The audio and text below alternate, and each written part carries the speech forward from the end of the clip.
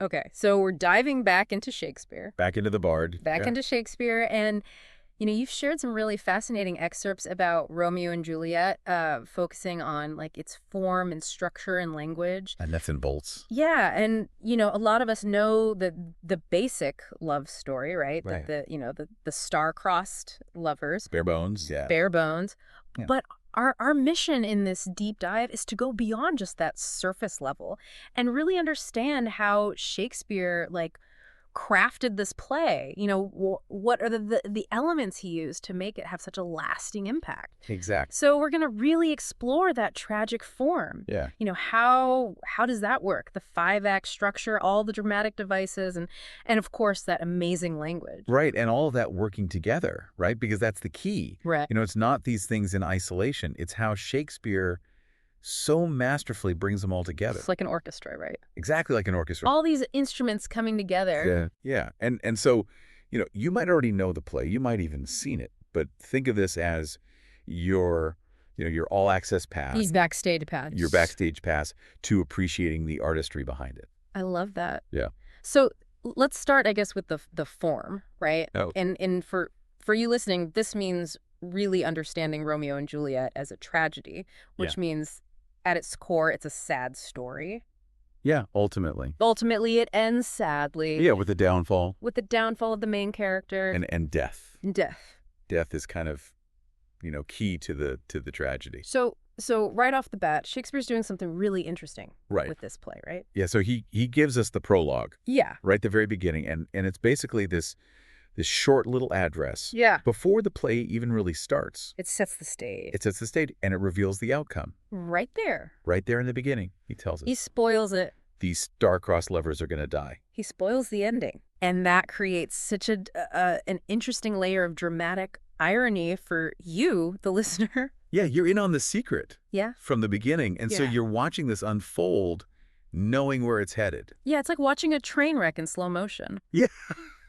You can't look away. It's fascinating, though, isn't it? Oh, yeah. To see how it all kind of, plays out. And Romeo and Juliet really follows a lot of those classic Shakespearean tragic elements. Right. And one that we always talk about is the tragic hero. Yeah. Right? The central figure who has some kind of flaw that ultimately leads to their downfall. Right. They're undoing. Yeah. And Romeo and Juliet is interesting in this regard. Yeah.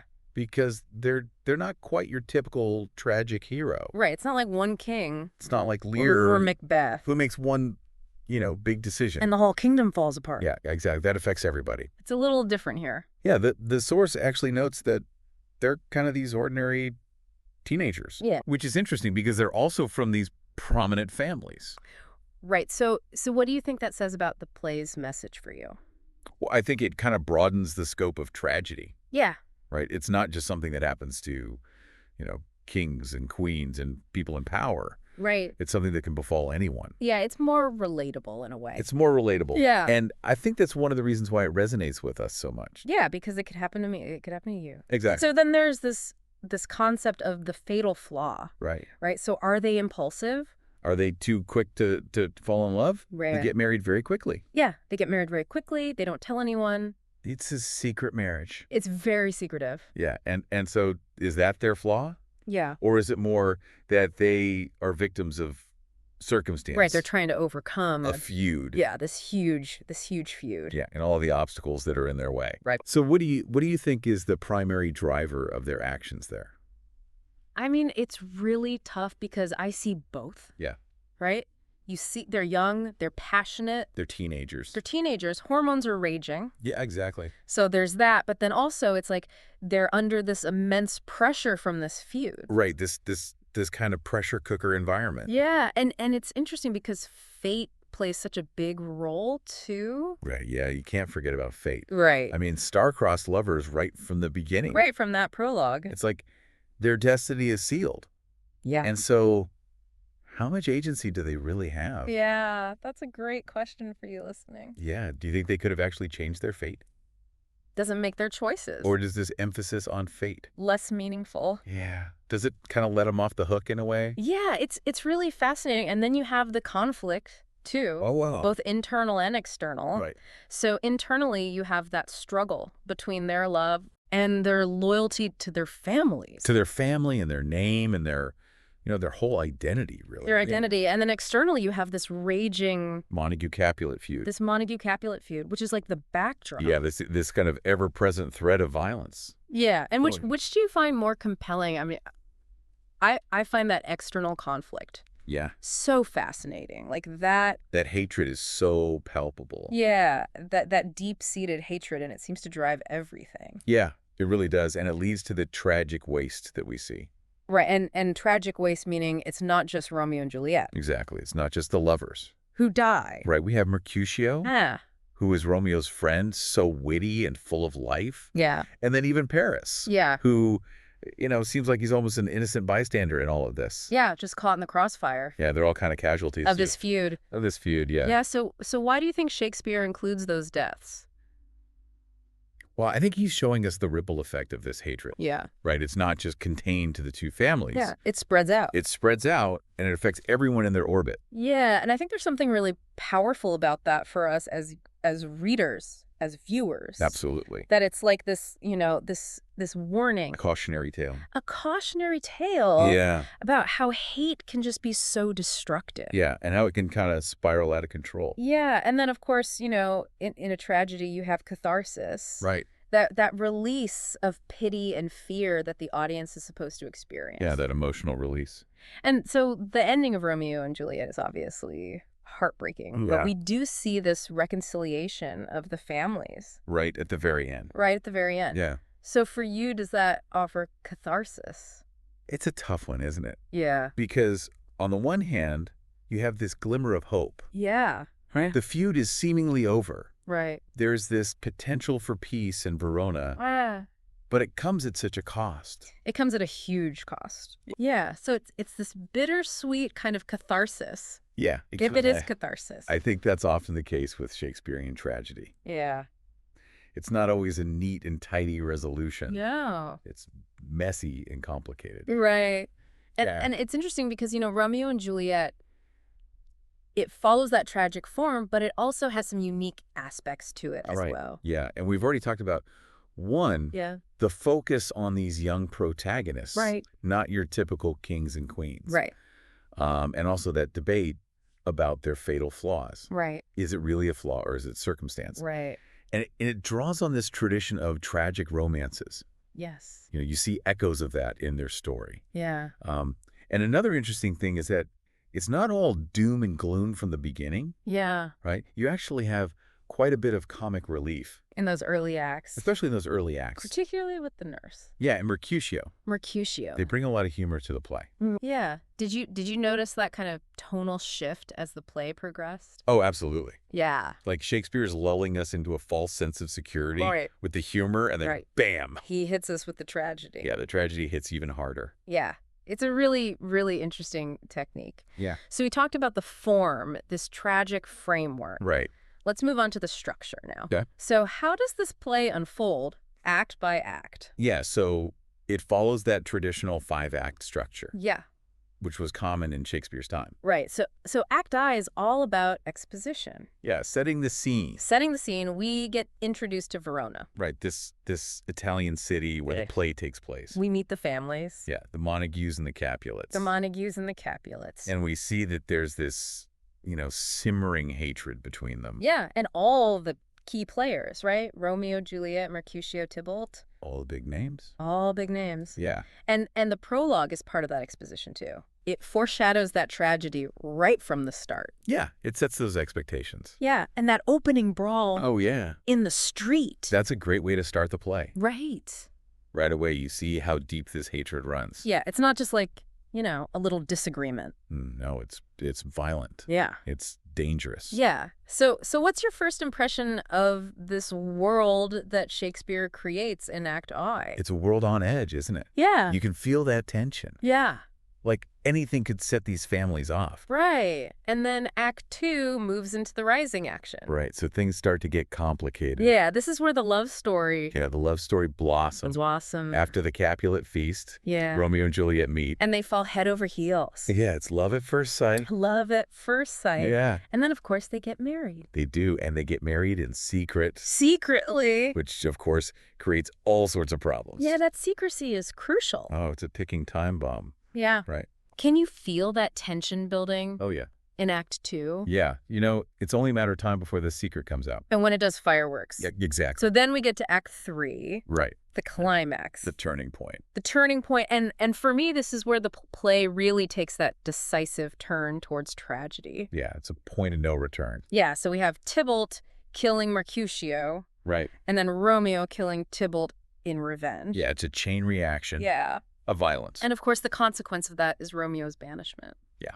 The prince has had enough. Yeah. He's like, no more. He's drawing a line in the sand. So the source points to this as that decisive shift. Right. How does this moment kind of reshape the entire narrative for you? Well, up until this point, there's still a possibility Right. that things could work out. Right. Right. That Romeo and Juliet could find a way to be together. Right. But once Romeo is banished, It's like the door slams shut. yeah, the door slams shut. Yeah. It seems impossible. Yeah. So Act 4 then takes us through the falling action. Right. So we see the consequences of Romeo's actions. Yeah. So Lord Capulet is grief-stricken. Yeah. He's lost his nephew. He's lost his name. And he's determined to marry Juliet off to Paris. Yeah. To kind of, bring some joy back into the family. Right. But of course, Juliet doesn't want this. She does not want to marry Paris. She's already married. She's already married to Romeo. Right. So she goes to Friar Lawrence. Who always seems to have a plan. Friar Lawrence always has a plan. Right. And he comes up with this, rather risky scheme. The sleeping potion. The sleeping potion. Yeah. And this whole act is just filled with suspense. Yeah. And it's heightened by that dramatic irony. Right. Because we, the audience, know about the potion, We know what's going on. but the other characters don't. Right. So we're just waiting with bated breath Right. to see if it's going to work. Yeah. Were you on the edge of your seat during this act? Oh, absolutely.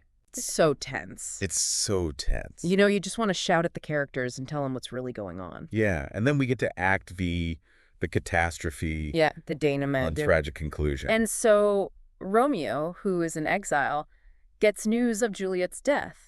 right. But of course he doesn't know about the potion. No, he's completely in the dark. Yeah, And he thinks she's really gone. yeah. So he rushes back to Verona, goes to the tomb, takes poison, Yeah. thinking that, Juliet is lost to him forever. Right. And then she wakes up. Oh, the irony. She wakes up, finds Romeo dead, And in her despair. and takes his dagger. I mean, it's just this cascade of horrible events. Yeah, it's just one thing after another. Yeah. And then, of course, the watch arrives. Yeah. The families find out what happened. Yeah. And they're finally forced to confront Yeah. the consequences of their feud. Right. Yeah. So what are your final thoughts on this ending? Well, I think it's a reminder that hatred can only lead to destruction, Yeah. right? That it's a poison that ultimately consumes everyone. Yeah. And even though there's that reconciliation at the end, Yeah. it comes too late. Too late. Yeah. Yeah. And it's important to note, how these acts are all interconnected. Right. Like the source even suggests that each act could have its own little mini climax. Yeah. It's a little turning point Right. that contributes to this overall. Yeah, this buildup of tension. Yeah, that rising tension throughout the play. Did you feel those shifts as you were going through it? Oh, definitely. Yeah. You can really sense the stakes getting higher Yeah.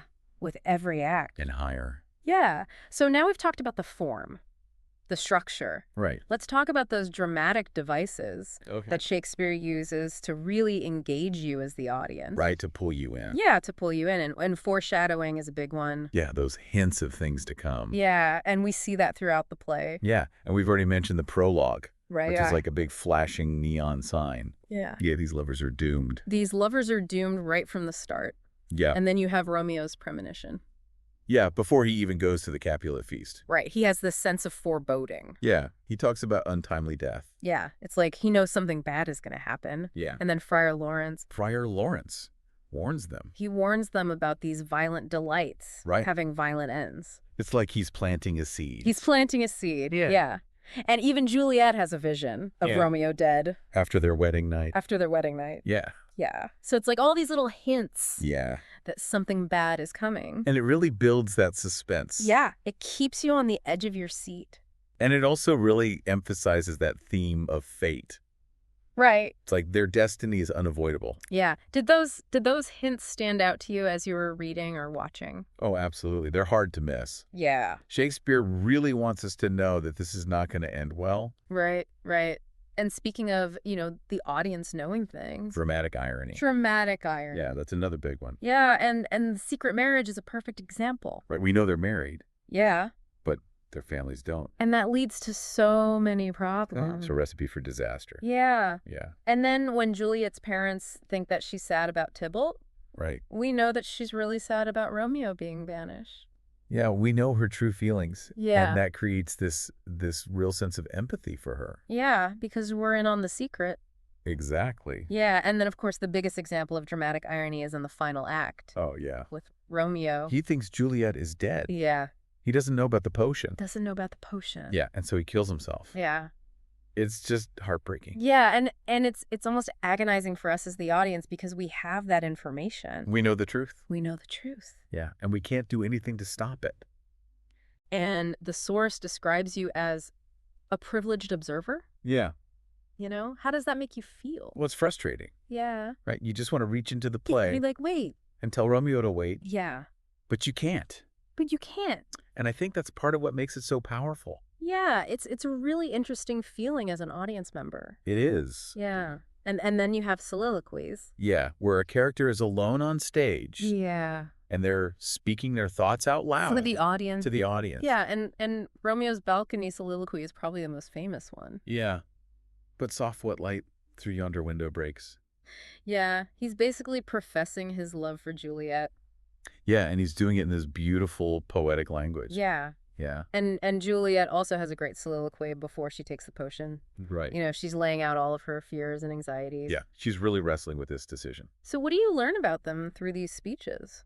Well, you get to see their inner thoughts. Right, their vulnerabilities. Their motivations. Their motivations, yeah. It's a very intimate glimpse. Yeah, into their minds. Yeah, and it helps us to empathize with them. Right, even if we don't agree with their choices. Exactly. Yeah, and then there are asides, Right. which are these little remarks that a character will make to the audience or to another character. Yeah, but the other characters on stage don't hear it. Yeah, it's like a little secret. It's like a little whisper. Yeah. Yeah. And we see this with Romeo when he first sees Juliet. Yeah. And he's like, is she a Capulet? Right. He's realizing, oh no, this is my enemy's daughter. Yeah, and you can see the conflict in his mind. Right. Right there in that one little aside. And then you have the asides where Romeo is listening to Juliet's balcony soliloquy. Right. And he's like, she speaks. Yeah. It's like we're right there with him. Yeah. We're sharing in that moment. Yeah. Yeah. And even Juliet uses asides later when she's talking to her mother after Tybalt's death. Right. She reveals her true feelings about Romeo.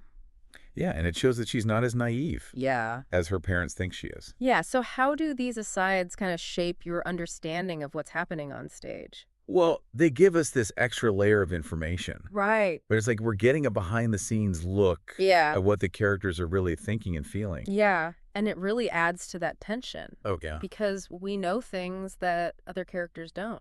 Yeah, and we're just waiting for them to find out.